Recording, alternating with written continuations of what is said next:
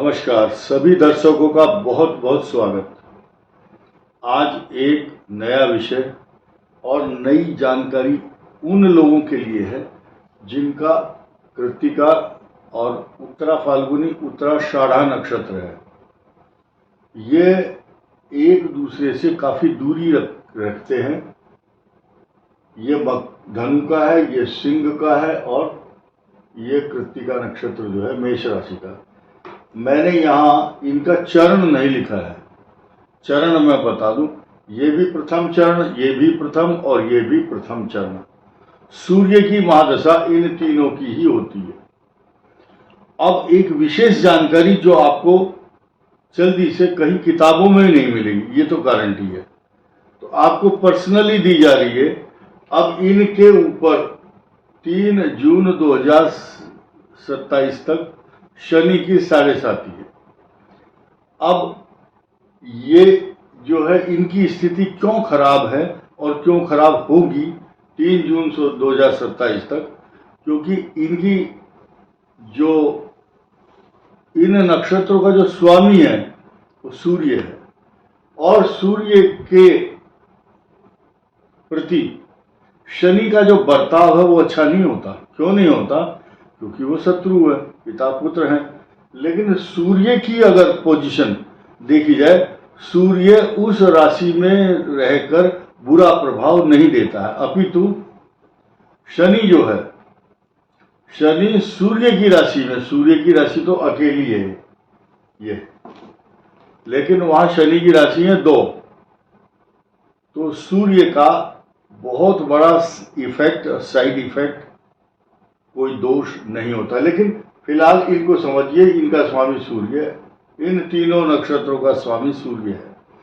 ऐसी 7.5 का प्रभाव जो इस मेष राशि को अभी झेलना पड़ रहा है उसको भी समझिए। बाकी ये जो 2 राशियां हैं इनको कंटक शनि, ये कंटक शनि से पीड़ित है और ये शनि की अष्टम भाव पर शनि की पीड़ा इनको देखने को, झेलने को मिल रही है। सबसे पहले इनकी बात कर लेते हैं, क्योंकि कृत्तिका नक्षत्र सूर्य का नक्षत्र है, मेष राशि है। 7.5 का दुष्प्रभाव देखने को मिल रहा है, क्योंकि यहाँ शनि 12th हाउस में ट्रांजिट मोशन में, अभी फिलहाल तो वक्री है 138 दिन तक, लेकिन ये पोजीशन शनि की यहां 3 जून 2027 तक ही रहेगी। उसके बाद जब शनि यहां आ जाएंगे तब उसके बिहेवियर पैटर्न अलग होंगे।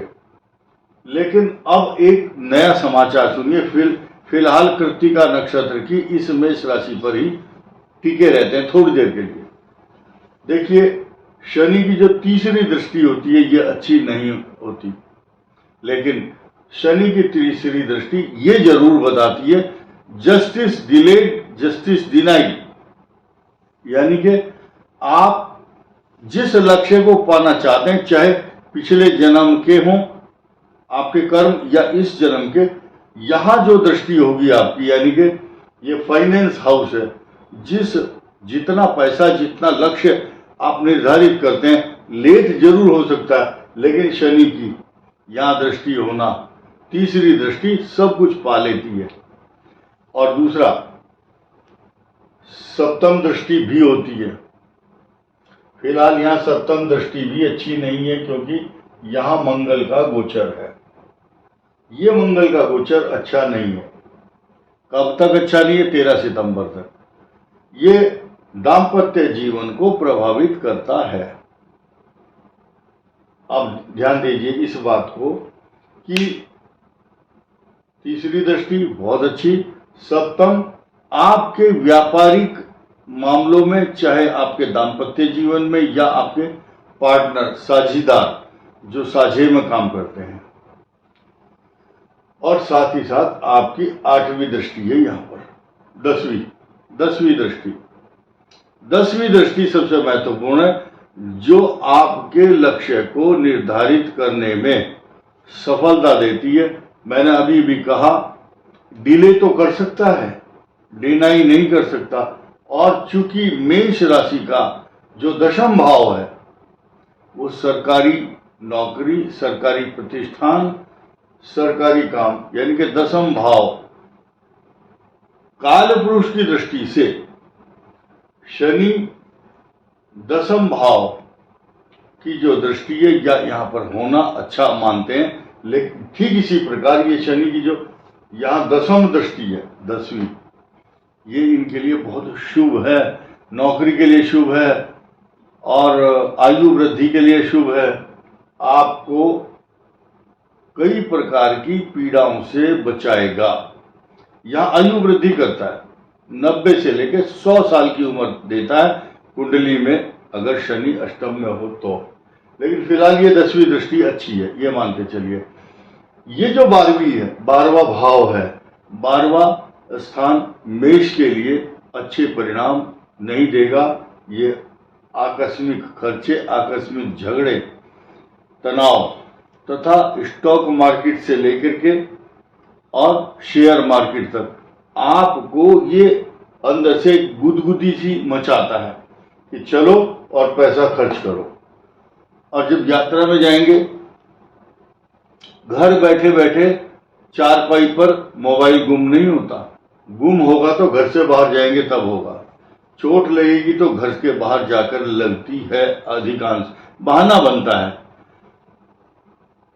और कुछ भी है, ये ग्रह जो है ऐसे कारण बनाता है कि मोबाइल गुम होना, पैसे गुम हो जाना, सरकारी कुछ रगड़ा झगड़ा लफड़ा इस प्रकार का करता है कि उस व्यक्ति को अनवांटेड स्थानों पर जाना पड़ता है। वैसे ही फोन आ जाएगा, जी मैं फला जगह से बोल रहा हूँ, आ जाओ, वो आपके खिलाफ एक जांच चल रही है, उसके बारे में आपसे पूछताछ करनी है। तो और ऑनलाइन फ्रॉड कई बार ऐसा होता है, ये आदमी ही अपनी शिकायत करने जाएगा, यही पीड़ित है, लेकिन इसको कटघरे में खड़ा कर दिया जाता है। इसी को बोलते हैं फॉल्स एलिगेशन, मिथ्या भ्रम, भूलने की प्रवृत्ति। मेरा सामान गुम हो गया, वो ढूंढता फिरता आदमी।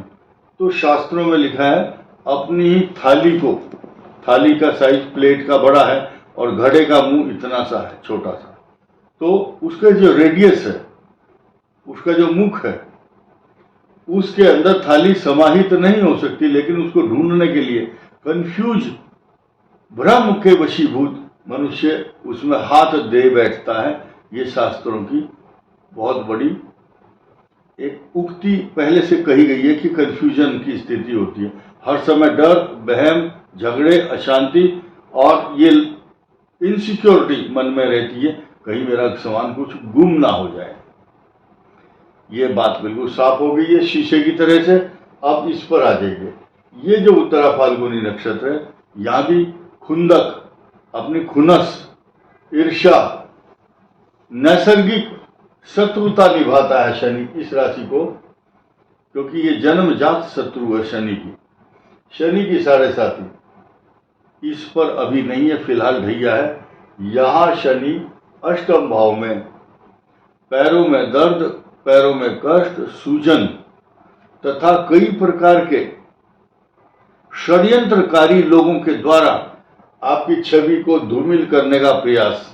और एक चीज और ध्यान दीजिए, आपकी कोई गलती नहीं है और आपने कुछ काम भी नहीं किया, लेकिन कुछ लोग आपको इस तरह का काम करने के लिए प्रोवोक करते हैं कि वो आदमी बदनाम हो जाए और बुराई का टोकरा और इल्जाम का दौर इसके ऊपर लगा रहे और हम बच जाएं। तो इसलिए ये व्यक्ति उनके झांसे में, उनके जाल में फंस जाता है। देखिए, अभी सिंह राशि के जितने भी जातक हैं पूरी दुनिया में उठाकर देख लो,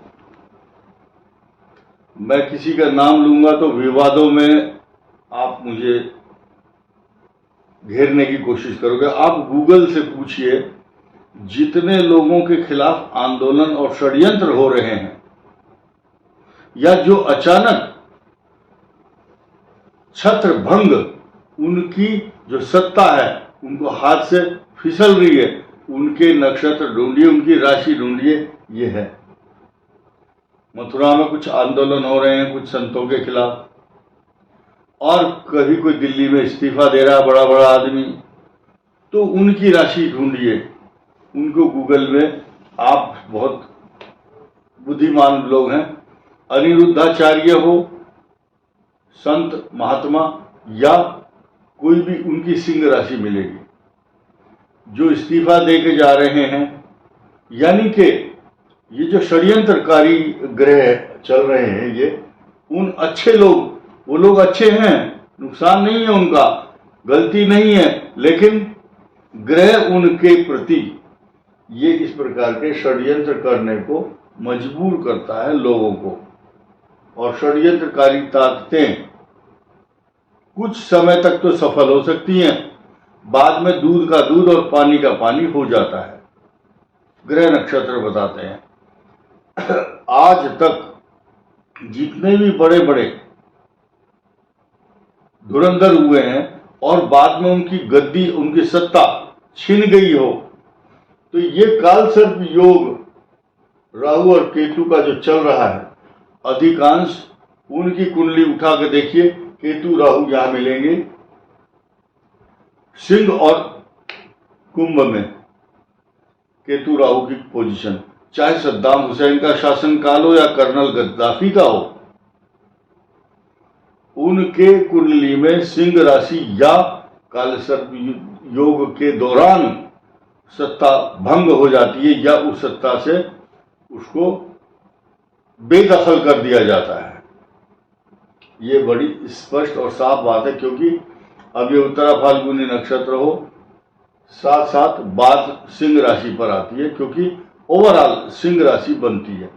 आइए सीधे सीधे इस पर आ जाते हैं।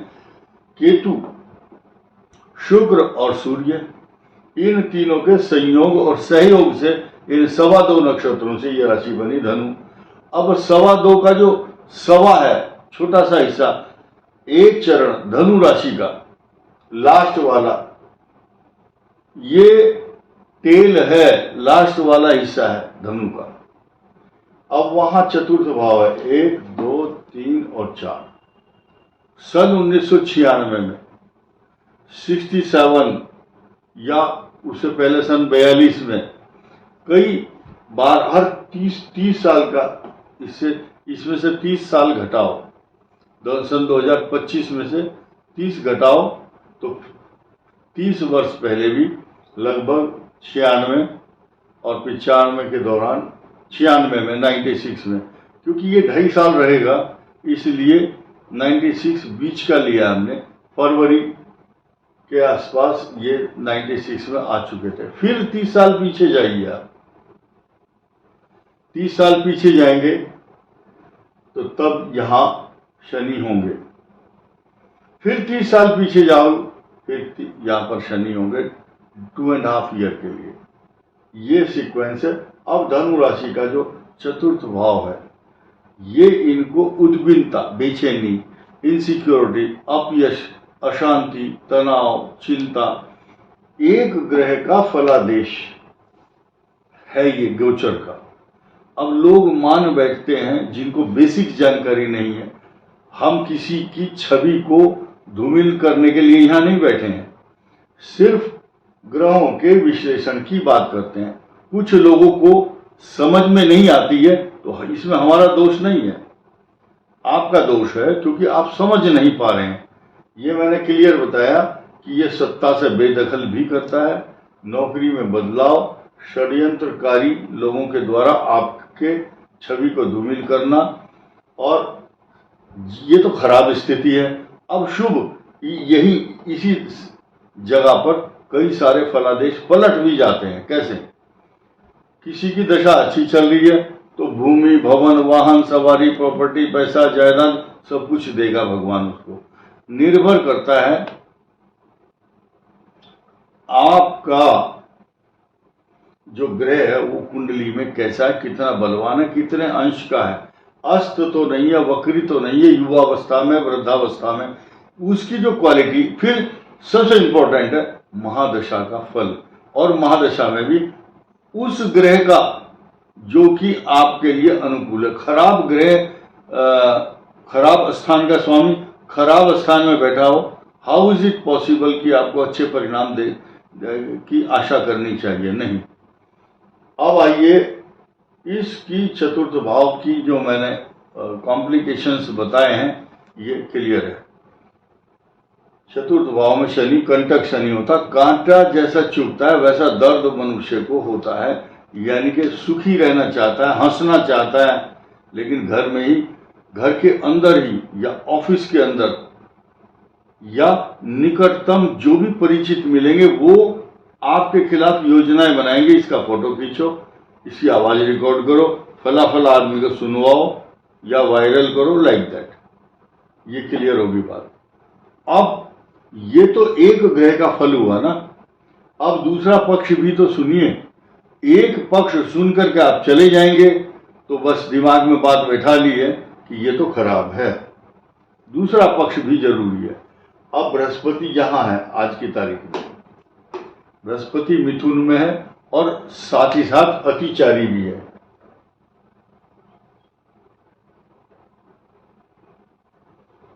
मिथुन में अतिचारी है, इनकी पूर्ण दृष्टि है। शुक्र भी देखता है यहां, लेकिन आप ये अनुमान सहज भाव से लगा सकते हैं कि जब जिस भाव को उसका स्वामी देख रहा हो तो ऐसे समय पर शत्रु अपना काम कर रहा है, यानी कि कुछ ना कुछ रेमेडी बन करके बृहस्पति आपको हेल्प करेगा। ऐसे समझिए कि आप सड़क पर जा रहे, चोट लगी, अचानक एम्बुलेंस आ गई पीछे से और वो आपको उठा करके हॉस्पिटल ले गई और वहां जाकर के आपका ट्रीटमेंट ठीक हुआ, एक हफ्ते बाद आप घर आ जाते हैं।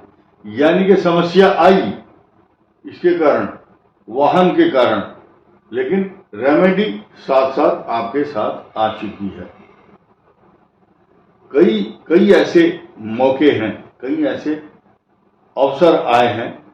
एक आदमी है, उसके घर में चतुर्थ भाव में, एक उदाहरण देता हूं, 31 अक्टूबर 1984 को, 31 अक्टूबर 1984 को भारत की प्रधानमंत्री इंदिरा गांधी को कुछ उन्हीं के गार्ड ने हत्या कर दी, गोलियों से छलनी कर दिया उनका अपने ही निवास में। तो राजीव गांधी उनके पुत्र के लिए सबसे खराब स्थिति रही उस दिन, क्योंकि उनकी माता का निधन हुआ।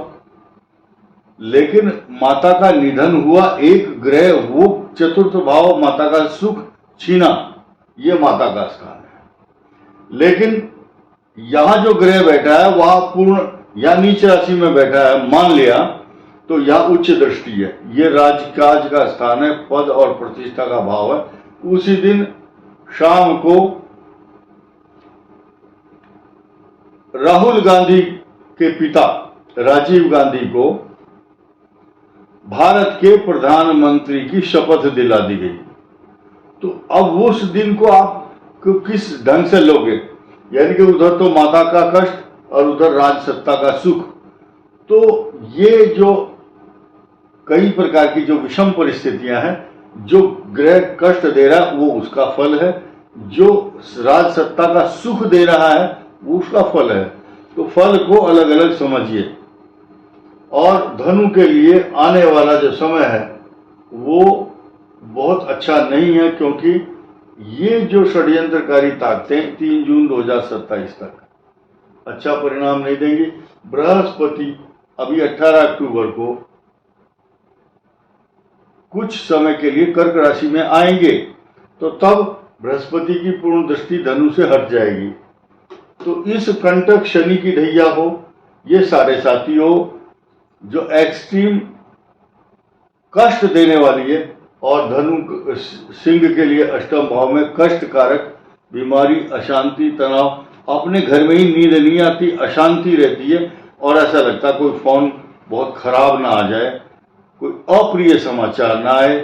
ये तीनों राशि इस समय इस प्रकार की यातनाएं, टॉर्चर और ग्रहों के द्वारा होने वाले जो कॉम्प्लिकेशंस हैं उनका सामना कर रही हैं। लेकिन लास्ट में एक शब्द कहूंगा, सरसों का तेल 1 लीटर और साबुत उड़द की दाल का दान करें, और हनुमान चालीसा, बजरंग बाण का पाठ के साथ साथ शनि स्तोत्र का जो पाठ करता है उसको इनका जो त्रास है या उनके होने वाले जो उपद्रव हैं उनसे शांति मिलती है। और सुंदरकांड के साथ साथ अगर आप गरीबों को अपना कोई भी योगदान देते हैं, वस्त्र के द्वारा चाहे अन्न के द्वारा, तो आपके ग्रह धीरे धीरे उनका संताप और पाप और ताप मिट जाता है। क्योंकि ऐसी स्थिति में जो साधना है या पूजा है, पाठ है, आपके शुभ कर्म हैं, वही आपको बचाते हैं। इस वीडियो में इतना ही। धन्यवाद। नमस्कार।